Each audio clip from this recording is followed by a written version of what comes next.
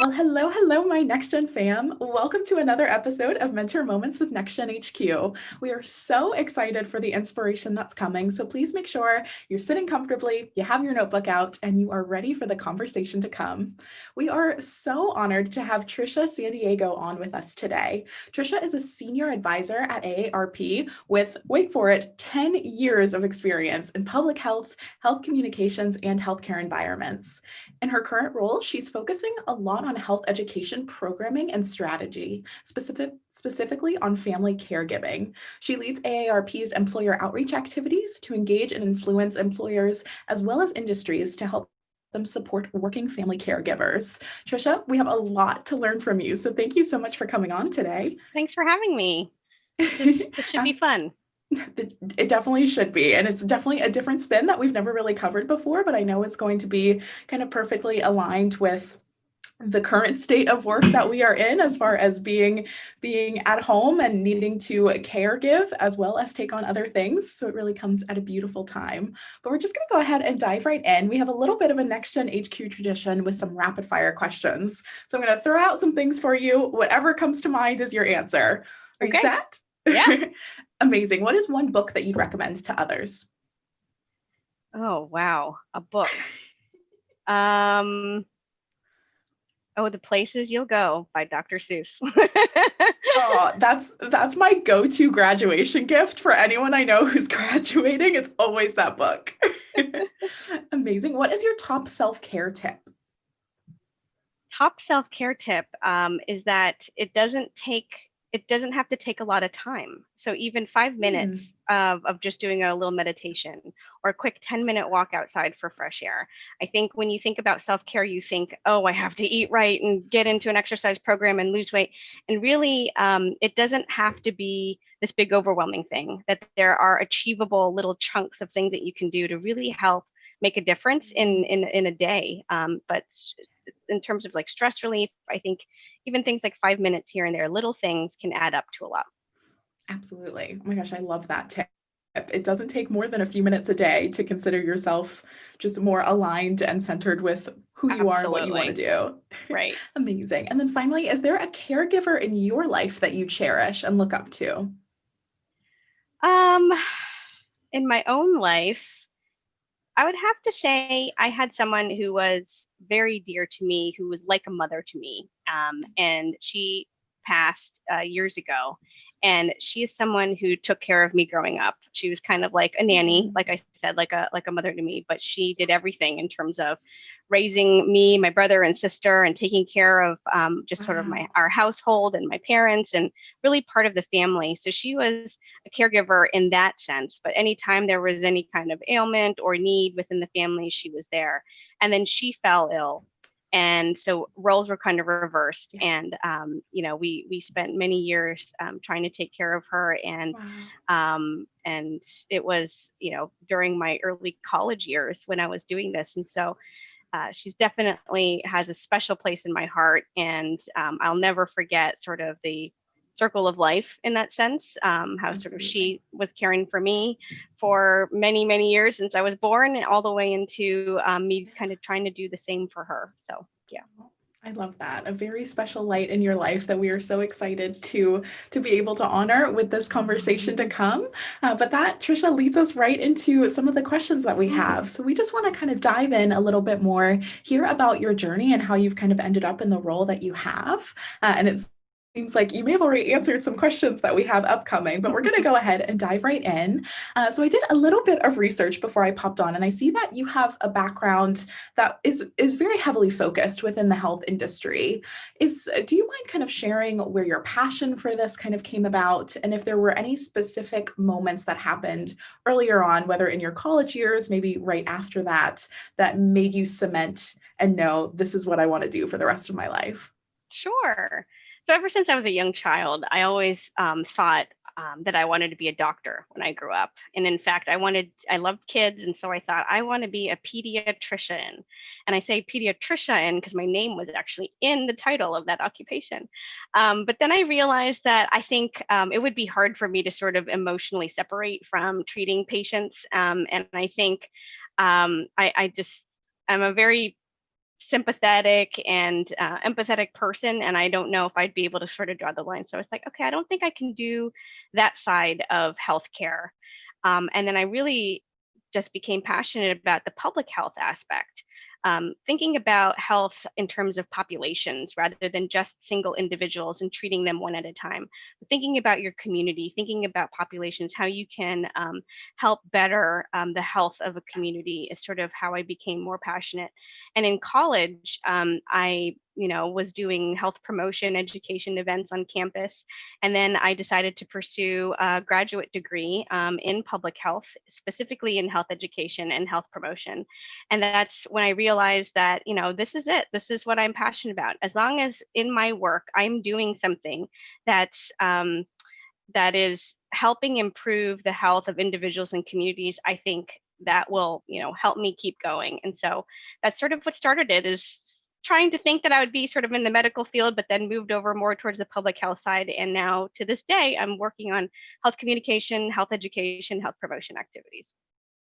I feel like there's very few people out in the world who say that what they wanted to be when they were younger actually came true. So I applaud you for sticking So to that not path. quite, same path, but not quite the same role. I didn't end up becoming the doctor that I wanted to, but that's okay. Amazing. I have a question for you that's a follow-up to that, because I think it's really interesting how you went from that space of thinking that was going to be your role in treating one-on-one individuals versus treating communities and wanting to really help with larger numbers and larger populations than just kind of individual. Do you feel like you had to almost switch your mindset when it came to the healthcare industry when you made that switch from individual to larger communities? I mean, it is a different mindset. And I think a lot of it is also thinking about prevention versus treatment. The medical profession is much more focused on treatment, because you usually come to the doctor only when you really have a problem. But we encourage more and more for, you to be more proactive in terms of your own health and to do preventive activities. And that's the number one way to avoid disease or to help treat, is to kind of prevent it from even starting, if it's at all possible, through healthy behaviors. And so I think that's sort of one change in mindset. And then also thinking about, your population, your community versus the individual, is sort of what made me interested in the field. And just being sort of an educator at heart, I feel like health education has really been my passion as a result. So yeah, I think it does require a little bit of a mindset, but the two work hand in hand. I think it's just important to recognize that there's a whole array of different kinds of health professions, not just doctor or nurse, that there's a whole wide range, and public health professions are definitely part of that. And we see and highlight today, even during a pandemic, how important public health is. Absolutely. I love that.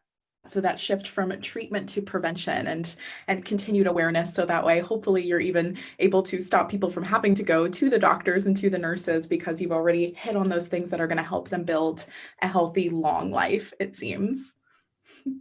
Amazing. So moving on into a little bit more of your current work. I know we were chatting right before we hopped on here, and you mentioned that you've been with a caregiving focus, especially kind of the past few years. And it seems perfectly aligned with the story that you shared in our rapid fires about your mother-like figure, which I loved hearing that. But I know that you have really a special focus on providing small businesses the tools they need to build truly cultures that allow for caregiving individuals to work there, to feel comfortable and open to kind of needing to do what they have to do, both in their professional and their personal life. So you're speaking to a lot of younger entrepreneurs right now who are wanting to build their companies, wanting to create really beautiful, resounding cultures. Is there any kind of tips that you would offer as far as this conversation goes, and how they can really think about caregiving now as they're building their cultures for the long term? Sure. So I mentioned I lead the employer outreach work at AARP on our programs team. And in this space, what we try to do is influence employers to adopt or enhance any kind of supports or benefits or policies that they have, that they offer their employees who are caregiving. And by caregiving, by being a family caregiver, we mean, do you help a loved one with any of their sort of activities of daily living? If you can say that you help someone with managing their finances, or if you help someone with meals, whether it be meal preparation or meal delivery or grocery shopping, if you help them with medication management, you're actually a family caregiver. And a lot of people may not identify as such because you think, oh no, I'm not, the person doing all the medical nursing type of things.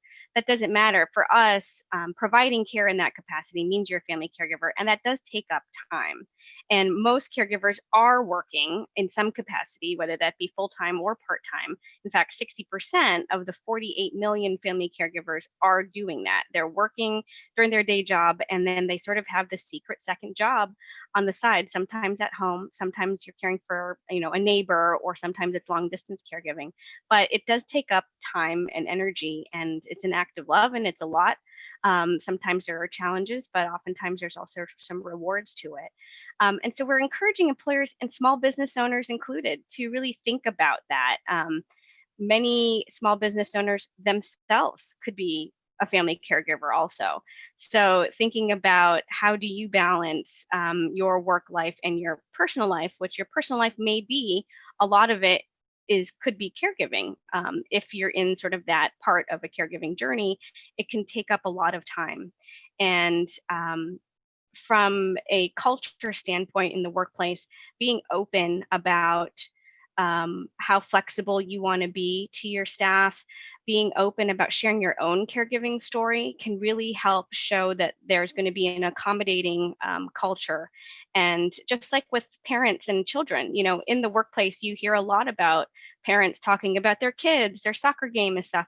And sometimes you don't hear about the other side of that. Someone who's caring for, let's say, an older adult who's going through a health condition.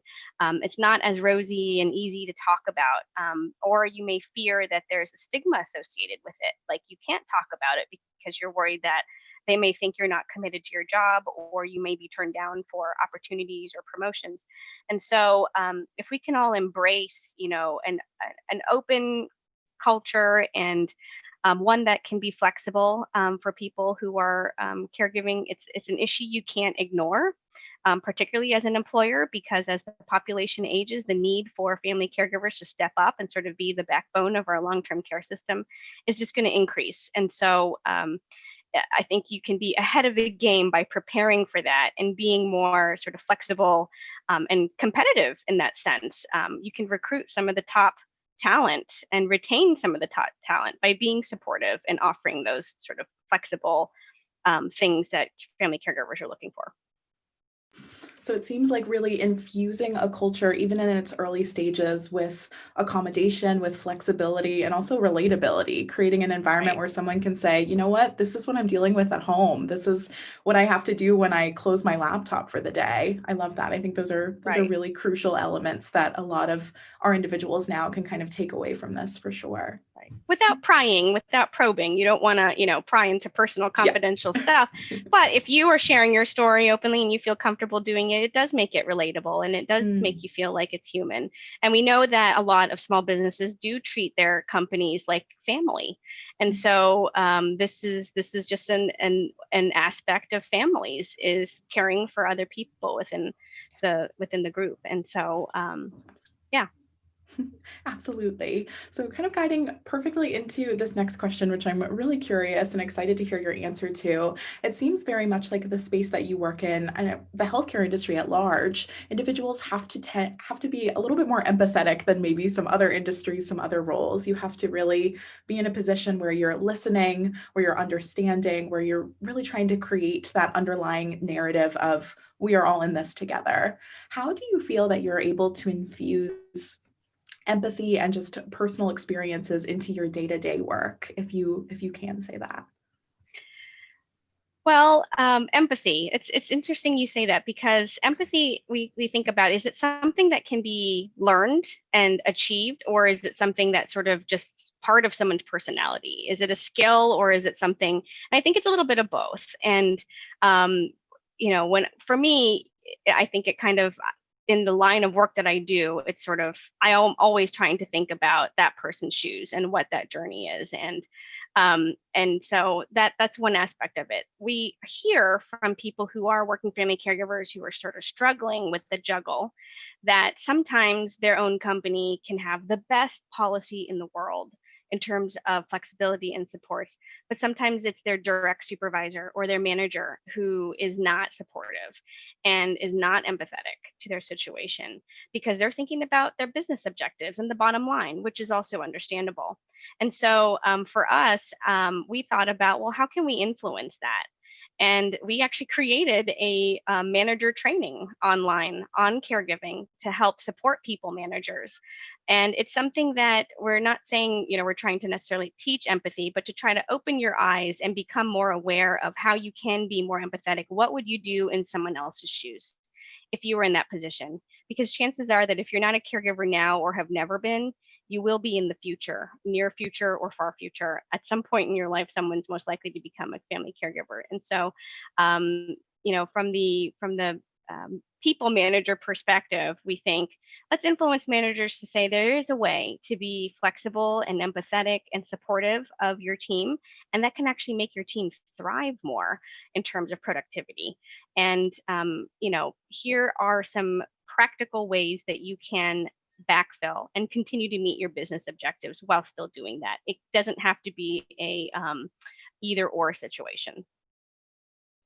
Exactly. So waking up every day and knowing it's not one or the other, but there is a world in which both of these kind of flow in tandem with one another, going after your business goals, but also creating that space for empathy, sympathy, flexibility, whatever that might be. Right. Amazing. And Tricia, so we are running up on time very quickly, but I do want to ask you one last question. This is something that we ask all of our mentors who appear on our Mentor Moments interviews. Again, you're talking to the next generation of leaders, of change makers. We hope that many of them will also go on to help influence the world of caregiving and the healthcare industry in the future. But if you had to boil it down, what would your hope for the next generation of leaders be? Well, for me, it's thinking about the broader community. I think that kind of is sort of ingrained in sort of my line of work. But pursue your passion. Obviously, it makes it a lot easier to do work when it's something that you actually love and feel passionate about, and it actually does come out through the work that you produce when you know that it's something that you love. And so it is pretty. You can fake it till you make it for a while, but actually, pursue your passion and do what you love, because I think it really does have an impact in what you produce.